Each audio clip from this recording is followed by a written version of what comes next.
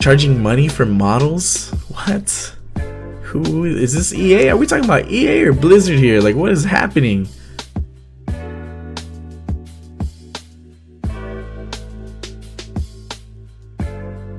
Hey, what's going on, everyone? Welcome to this week's episode of This Week Today with CuriousJ, where we talk about gaming and streamer news. I am your host, CuriousJ. Appreciate y'all being here today.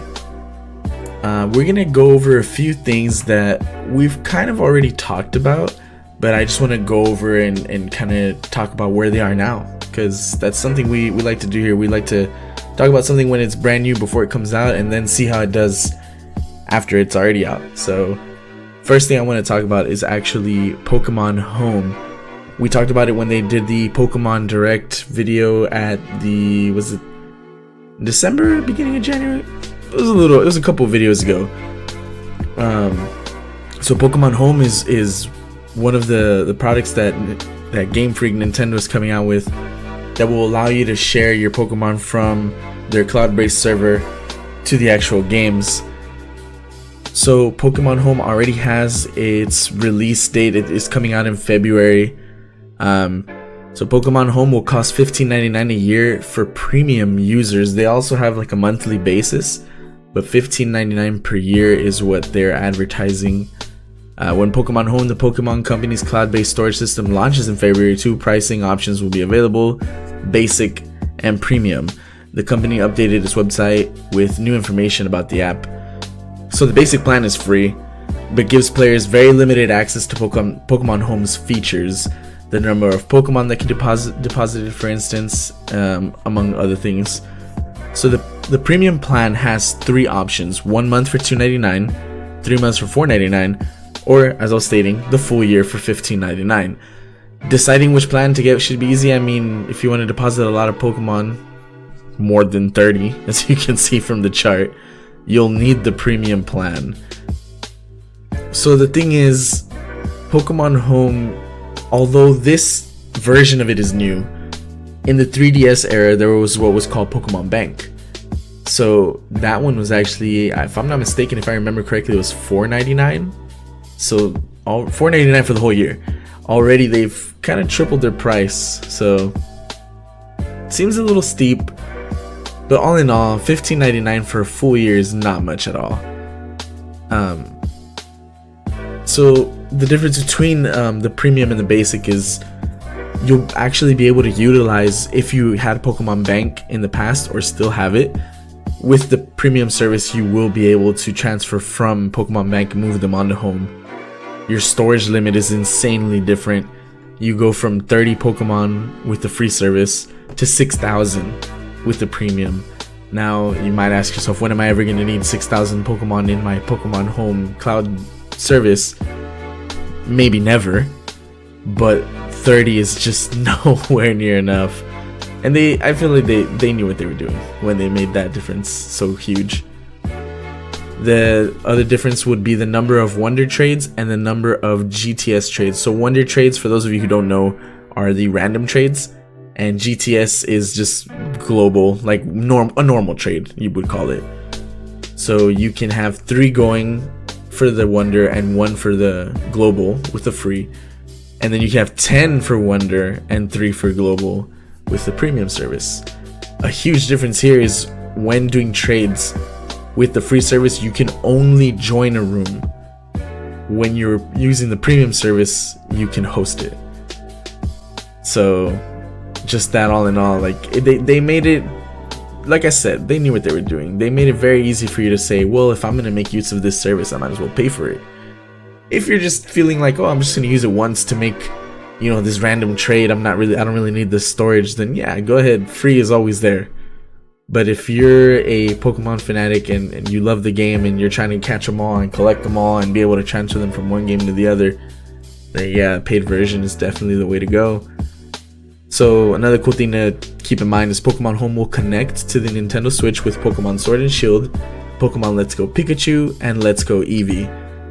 Company noted, however, that Pokemon that are moved from Let's Go Pikachu or Let's Go Eevee cannot be moved back to the games once the transfer has been completed to Sword and Shield. However, we between Let's Go Pikachu and Let's Go Eevee, you can go back and forward. It's just as soon as you move into Sword and Shield, there's no going back.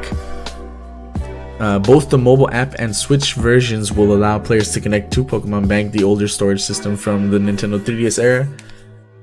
However, Pokemon Company said Home will eventually support Pokemon Go, the mobile app, which is also very popular, but not at launch time. So that's actually, I feel like that's going to make it a little more worth it. If they add Pokemon Go to the list of games that are available within Pokemon Home and not raise the price, then yeah, it's going to be great, because Pokemon Go is huge. It's very popular. So I've talked about it before a few times already, and I was super hyped for it. As I mentioned before, I'd been waiting for this game for over a year. I pre-ordered it in 2018, and here we are, January 2020, and it just barely came out a few days ago, and it's already getting a super bad rep, and that makes me very sad. But we're gonna talk about it because I think it needs to be talked about. So Warcraft 3 Reforged and Blizzard as a company is currently under fire over false advertisement and greedy practices. Warcraft 3 Reforged, highly anticipated by Warcraft fans, including myself, made a lot of promises it didn't deliver, and in fact it was released with a bunch of terrible features. Unit movement locked at 20 FPS. I don't know any games that run at 20 FPS these days. I mean, I'm a PC gamer, I know a bunch of you are, but even console, like we have, there's just nothing that runs at 20 FPS these days. Everything's at like 60 average, maybe sometimes a little lower, a lot of times way higher. But 20 FPS, come on, that hurts. They're the very same cutscenes as in Classic, hardly any improvements, no new campaigns, no new interface.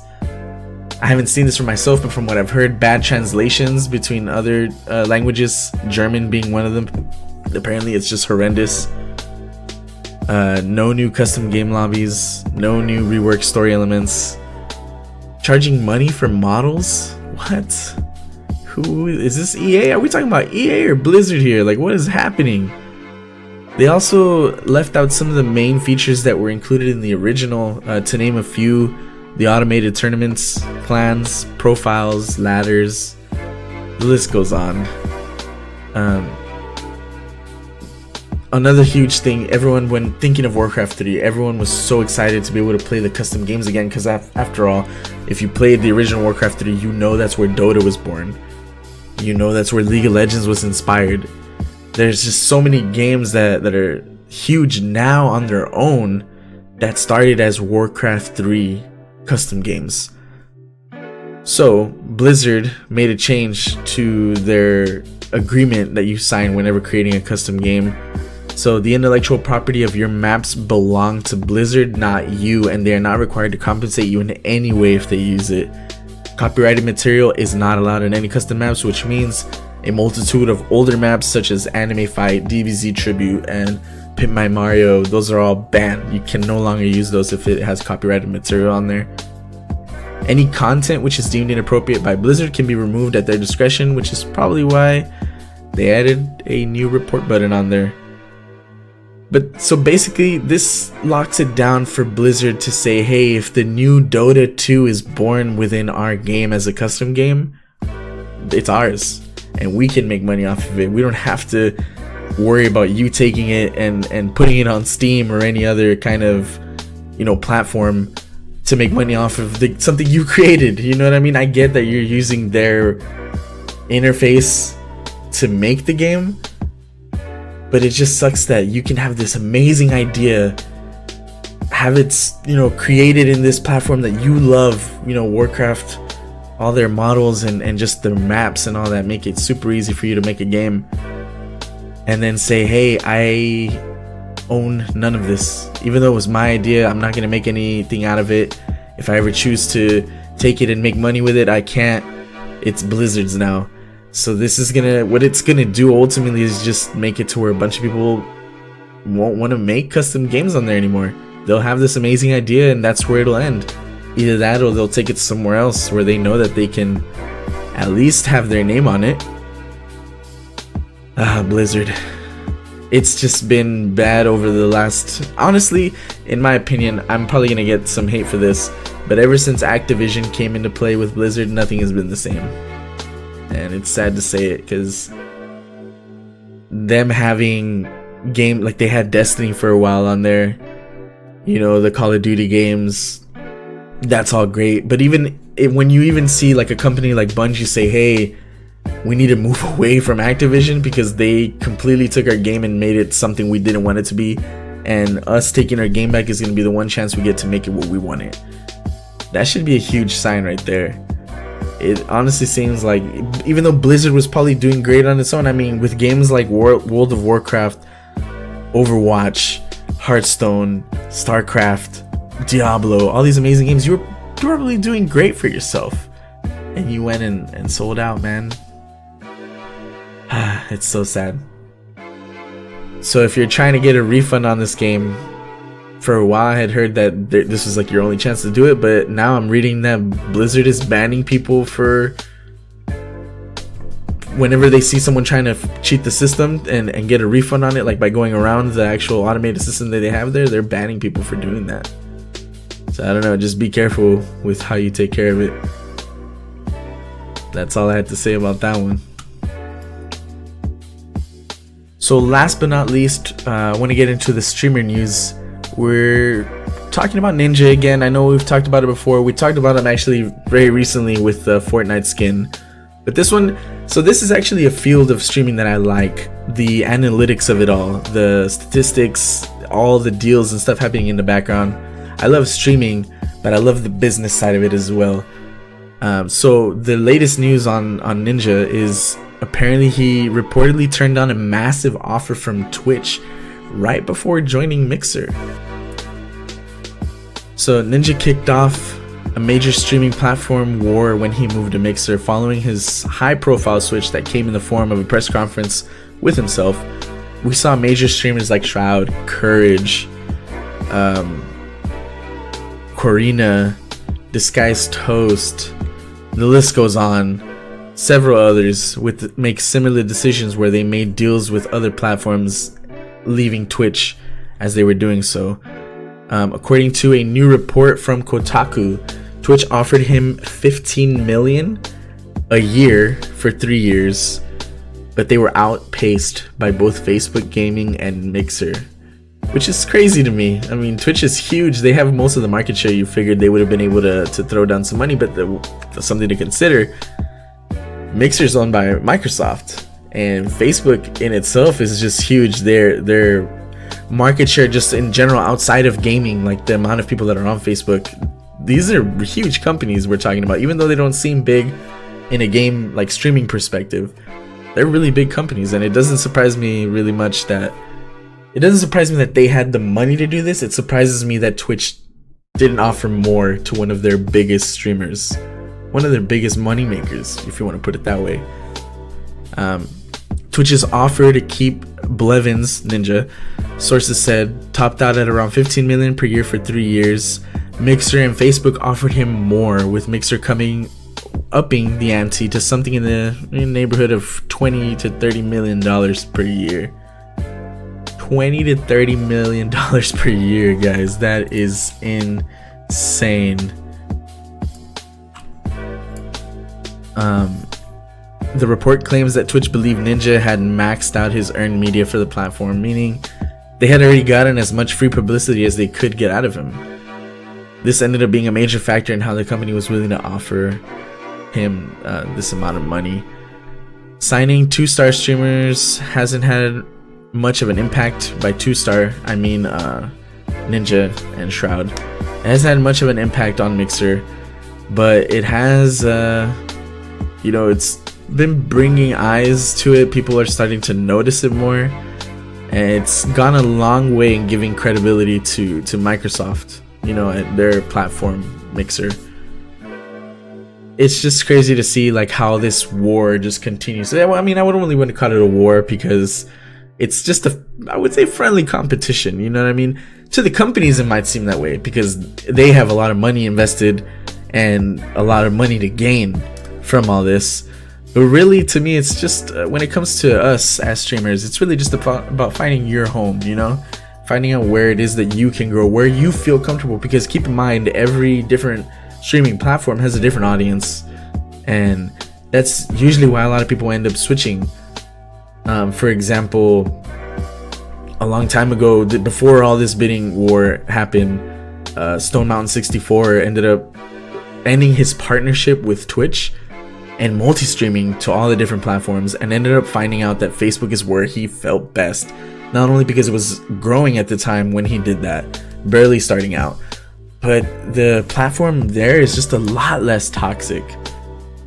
It's just Twitch in itself has become, you know, this whole like haven for people to just do and say whatever they want to say, because they're hiding behind this username that really doesn't mean anything to them when they get banned, and they can just create another account and go back in there.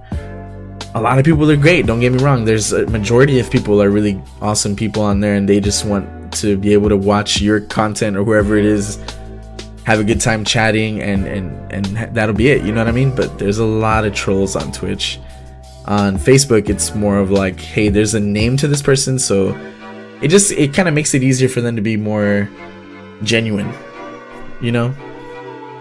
But I mean, yeah, it just blows my mind knowing that Ninja was offered 15 million per year for 3 years from Twitch, but Mixer locked it down with no less than 20. Let's just say that, no less than 20 million per year. Insane, guys. But that's gonna be it for me and this episode of This Week Today. I appreciate you guys hanging out, whether you're watching this on YouTube or whether you're listening to Spotify, Apple Music, or anywhere else this is at. You guys are awesome. Thank you for supporting me every Sunday with these episodes. It's been great making this content. I actually really enjoy doing it. It's something I really enjoy talking about, so it's really easy for me to do this. Don't forget, guys, I do stream on Twitch, twitch.tv/CuriousJ, Monday through Thursday, usually around 10 p.m. Central. Thursdays being Nintendo night, where we play Smash and Mario Kart with the community. So if that's something you like to do, come join. If not, come catch me any of the other days. We'll chat it up. We'll have a good time. Always a good time. And that's it, guys. Remember, take it easy. Stay curious. Peace.